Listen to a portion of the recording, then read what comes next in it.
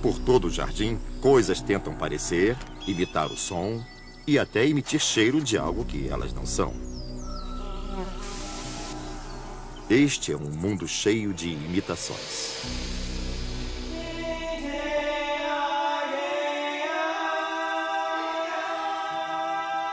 O mundo secreto dos jardins.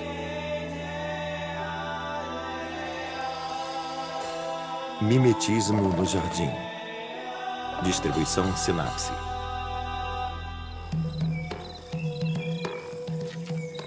Nós temos a tendência de supor que o que vemos é exatamente como parece. Mas quando olhamos um jardim, precisamos entender que este é um mundo cheio de trapaças. Aqui, muitas criaturas tentam parecer alguma coisa que elas não são. Às vezes por proteção, às vezes para adquirir alguma vantagem sobre os outros. Mas nem sempre é a melhor política no sentido evolutivo. Muitas vezes, o objetivo é enganar. No jardim, as coisas nem sempre são o que aparentam. O que, à primeira vista, pode parecer um galho, pode, na verdade, ser um geometrídeo ou um bicho-pau. Aliás, não se surpreenda se todo um bando de geometrídeos começar a se locomover pela folhagem. Isso provavelmente é uma traça do caso, essencialmente uma criatura que carrega sua casa nas costas. Se você quiser mesmo ver o que acontece no seu jardim, precisa despender mais um tempinho e observá-lo mais atentamente. Nós entendemos que um inseto ou outra criatura que se alimente de plantas deve ser relativamente indefeso. Se for herbívoro, não é estruturado para lutar. Em algumas ocasiões, eles se protegem de criaturas que querem comê-los, se misturando ao ambiente. Às vezes, o que você vê é um monte de criaturas imitando elementos comuns do seu ambiente. E muitas vezes, são as plantas as imitadas. Muitos besouros do espinho acabam realmente parecendo espinhos. Os besouros do espinho já têm uma espécie de corcova característica, mas quando se organizam um pouco mais e atingem o máximo de alerta, acabam parecendo mesmo um espinho. Quando você vê uma pequena colônia deles sobre um ramo, vai pensar que está olhando uma haste de rosa ou uma ramada espinhosa. Apenas quando eles se movem é que você descobre que não são espinhos.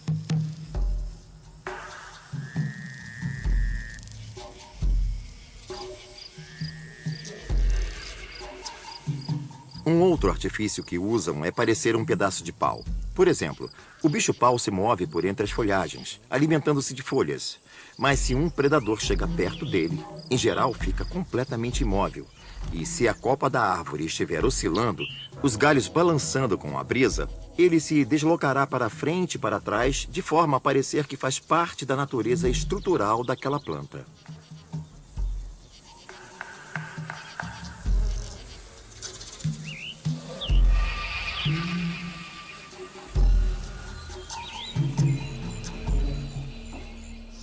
Poucas lagartas têm algo parecido. Elas caminham pela vegetação e têm uma aparência pouco confundível com galhos. Mas quando você mexe nelas, costumam ficar imóveis. Se a solução for ficar parada no lugar, então é isso que elas fazem. Não existe somente a camuflagem pela cor. Existe também a camuflagem pela postura.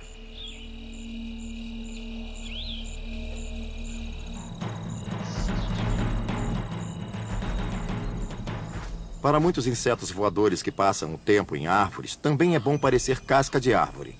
Aliás, grande número de mariposas tem a parte inferior das asas coloridas. E quando as fecham ao descansar, vemos uma estampa malhada de verde e marrom e talvez algumas riscas prateadas aqui e ali que as fazem parecer sulcos do caule. Elas podem virtualmente desaparecer. Elas pousam, fecham as asas e você não as vê mais. Isso significa que o mundo é cheio de fraudes. E o mimetismo, nesse artifício de fingir ser alguma coisa que não se é muito mais comum do que as pessoas imaginam. You'll find the answers that you see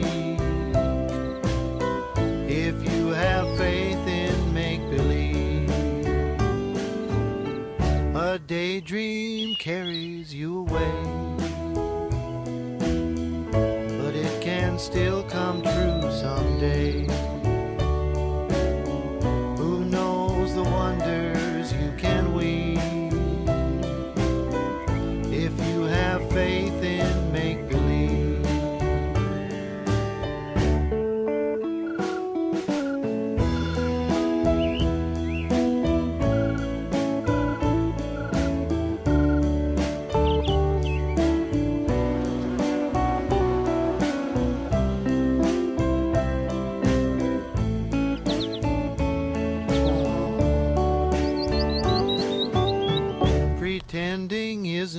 very hard. Just let it open up your heart. You'll be surprised what you achieve if you have faith in make-believe.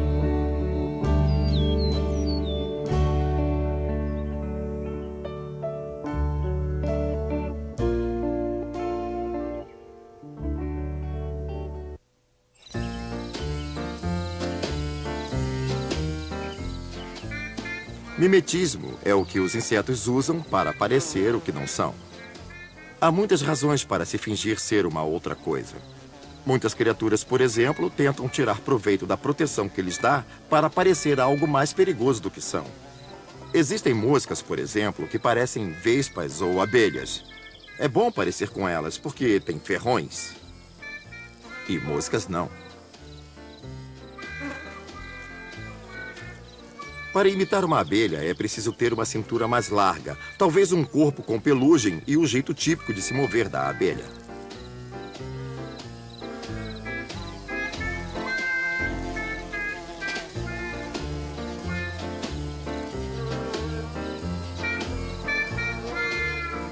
Para imitar uma vespa, é preciso ter uma cintura fininha e um corpo longo. Isso pode oferecer proteção contra predadores visuais que não querem atacar um inseto que poderá ferroá-los.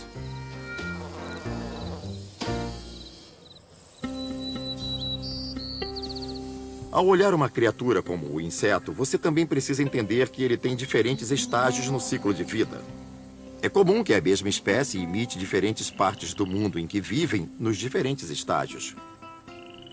O ovo, por exemplo, é uma coisa ainda pequena e difícil de se ver. E se for possível parecer como se fossem pequenas protuberâncias na vegetação, ou imitar ter pelos, ou alguma coisa assim, por que não o fazer?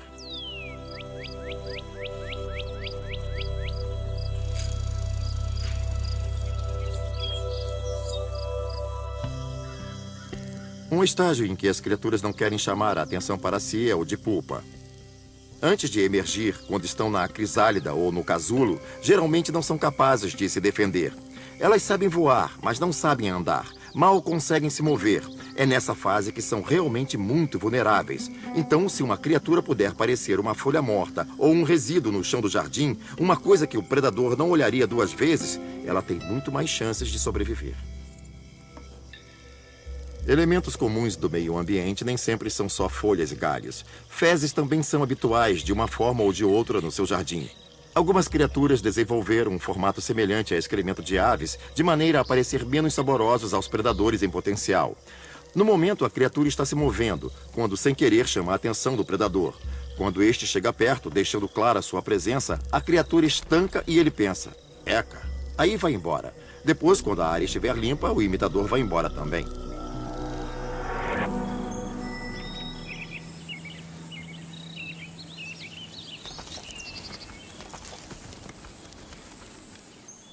Para muitas criaturas, sobreviver significa confundir-se com o cenário para evitar que predadores as avistem.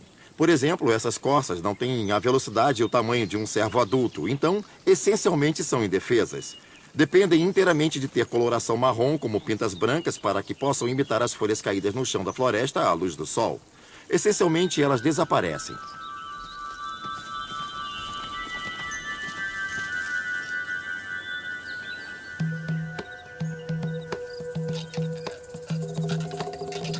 Quando interpretamos o mundo, é difícil não o ver como algo não humano. Quando pegamos uma criatura e a isolamos, olhamos e pensamos, como pode sua coloração ser utilizada como camuflagem? Como é possível não ser vista? Mas se a pusermos diante de um fundo de diferentes texturas e formas de folhas, principalmente quando essas folhas se movem, de repente essa coloração funciona perfeitamente. A luz costuma dar à vegetação variedades diferentes de estampas, e esta tem um jeito específico de crescer. Quanto mais o animal consegue imitar e fragmentar os matizes das cores, e se fizer o mais disfarçado, mais é possível desaparecer.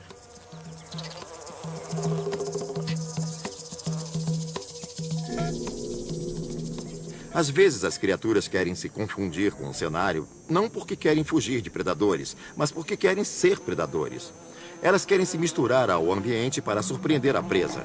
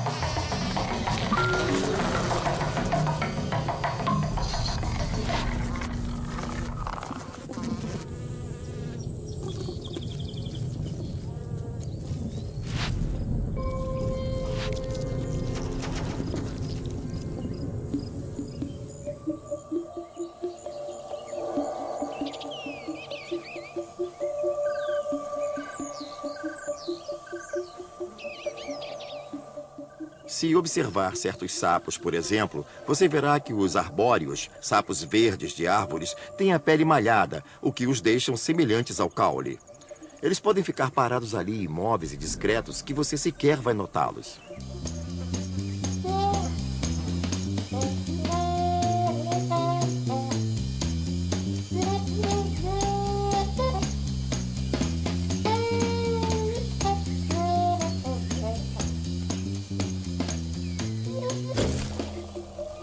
Isto é, você não vai saber que estão ali até ser muito tarde para fazer alguma coisa.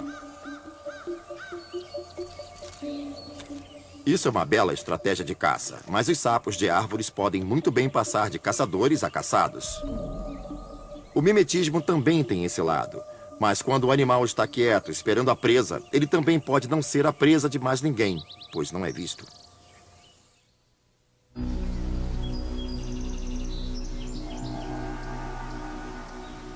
Para tentar ganhar a vida armando ciladas, o animal quer ter o elemento surpresa a seu favor. Uma criatura que tem essa noção bem clara é a aranha embusteira, caçadora de flores. Ela exibe uma gama de cores que se confunde com o centro de certas flores, o que as camufla muito bem num lugar em que o tráfico de insetos é intenso. Se observar um campo cheio de flores, vai encontrar centenas e centenas dessas aranhas embusteiras. Estão todas lá, apenas esperando.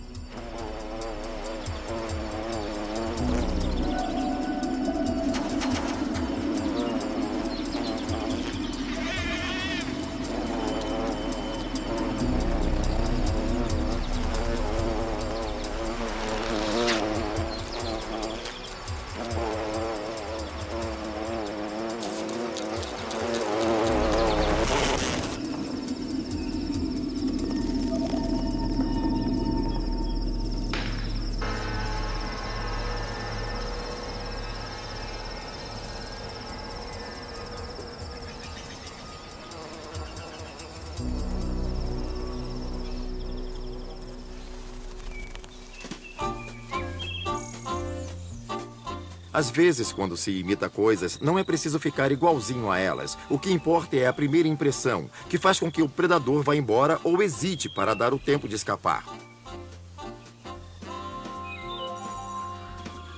Algumas espécies de lagartas lembram vagamente uma cobra. À primeira vista, você não diria isso, mas ao se sentirem ameaçadas, comprimem o corpo onde tem dois pequenos ocelos, falsos olhos, que parecem grandes para o tamanho do corpo, e isso as deixa com aspecto de cobras.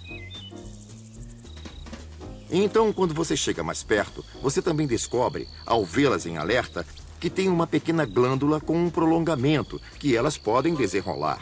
Parece muito a língua de uma cobra sendo estendida diante dos seus olhos. O posicionamento é exatamente para criar essa impressão.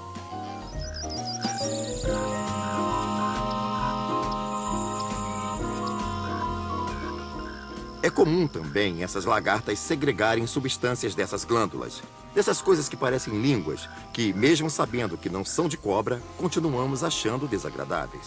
Do ponto de vista de um predador, por que se incomodar com coisas que tanto podem ser um risco como apenas terem gosto ou cheiro ruim? Olhos falsos são muito comuns no mundo dos insetos. Muitas espécies de mariposas e borboletas desenvolveram ocelos. Algumas lembram assustadoramente uma coruja. A mariposa, por exemplo, quando está descansando, baixa as asas anteriores sobre as posteriores.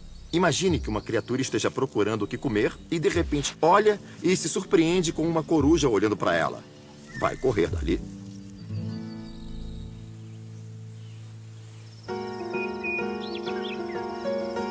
Às vezes as coisas parecem similares porque estão reagindo ao ambiente de forma similar. Não se trata apenas de mimetismo. Um não está imitando o outro. Para ver um bom exemplo, observe os beija-flores. O que faz deles seres incomuns é que podem pairar no mesmo lugar. E eles têm um bico longo para que possam introduzir em flores tubulares fundas, de hastes longas, e ficam bem estáveis, porque podem fazê-lo estando parados no ar. A mariposa beija-flor tem a mesma habilidade. Ela paira no ar. As outras mariposas não costumam fazer isso. Elas se alimentam das mesmas flores. Elas têm um probóscide longo, com um bico que costuma ficar enrolado. Elas podem estender o probóscide para dentro da flor da mesma forma que fazem os beija-flores. Mas um não está imitando o outro. Apenas usam métodos similares para atingir o mesmo fim.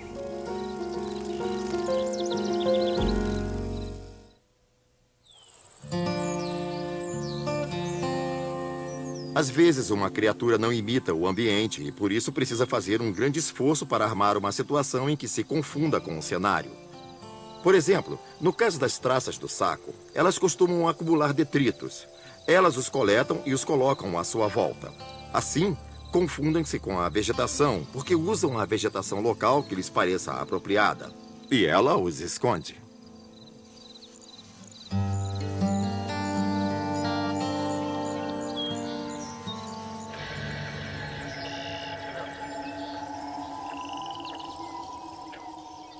Abaixo da superfície da água, uma das criaturas mais interessantes é a mosca d'água. As moscas d'água andam por aí vestindo uma roupa de gravetos e folhas para que pareçam detritos no fundo do seu lago. Você só as percebe quando parte daquela cena se levanta e se afasta. Aí você pergunta, o que era aquilo?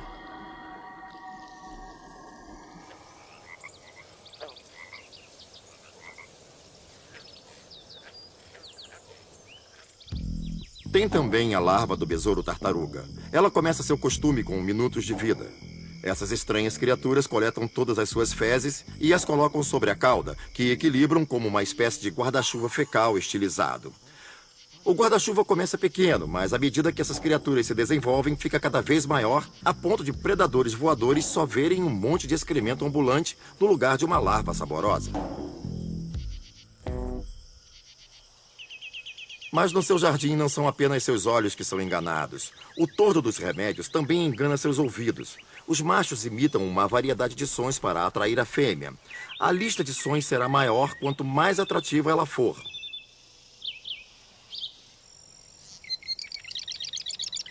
O que o tordo dos remédios pode incluir no repertório é incrível.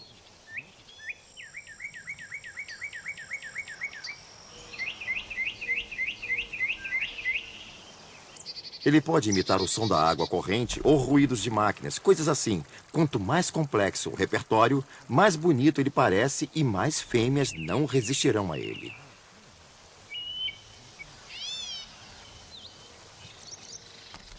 Exibir-se pode ser usado para outras coisas, além de buscar um par. Há espécies de criaturas que são sociais. Vivendo em grupos, conseguem se exibir melhor do que o fariam individualmente. Um indivíduo pode ser pequeno e relativamente indefeso, mas coletivamente, com vários parentes, pode parecer maior e talvez mais agressivo. Vê-se muito isso com os vespões. Eles vivem em pequenas colônias, relacionam-se entre si e, quando se movem, costumam fazê-lo em grupo. Então, se um predador se aproxima, repentinamente todos se levantam ao mesmo tempo e essa visão coletiva faz com que pareçam uma única e grande estrutura.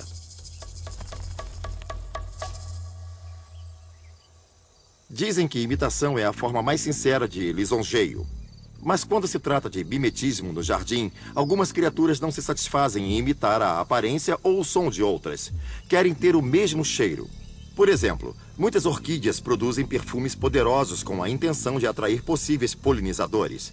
Mas para dar certo, tem que recender de forma a que polinizadores se interessem.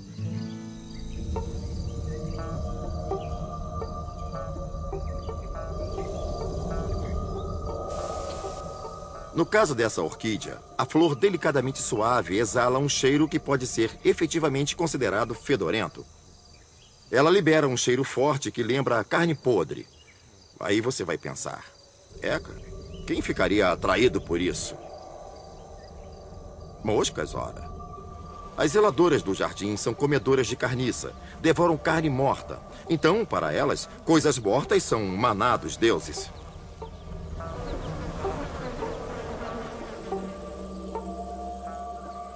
Outras plantas, como esta estapélia, vão ainda mais longe. Elas são fétidas e também parecem carne. Elas mimetizam a cor, a textura, tudo, tudo. Isso é irresistível para as moscas. As moscas voam para elas e, no processo de procurar o local certo para desovar, acabam polinizando a flor.